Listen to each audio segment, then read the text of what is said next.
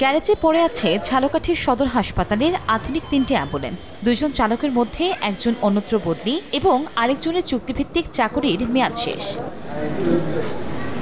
গত 1 মাস ধরে ঝালকাঠি শহরে বন্ধ সরকারি অ্যাম্বুলেন্স সেবা। এলাকাবাসী জানান, আগে 3 থেকে 700 টাকার মধ্যে সরকারি অ্যাম্বুলেন্সে জেলা শহর কিংবা বরিশালে উন্নত চিকিৎসার জন্য যাওয়া যেত। এখন বেসরকারি অ্যাম্বুলেন্সে গুনতে হয় 1000 থেকে 1500 টাকা। এ কারণে অনেক স্বল্প আয়ের মানুষ রোগী পরিবহনে ব্যবহার করছেন ভ্যান বা রিকশা। আমি বরিশাল যাইতে আছি, কিন্তু আমি যাইতে পারি না, সরকারি অ্যাম্বুলেন্স বন্ধ আছে। সরকারি অ্যাম্বুলেন্স বন্ধের কারণে প্রাইভেট অ্যাম্বুলেন্সে যাইতে হবে।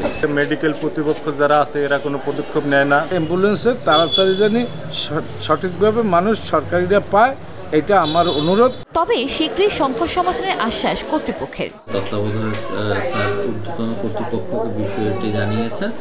গাড়ি চালক চলে আসা মাত্রই অ্যাম্বুলেন্স সেবা আবার চালু হবে।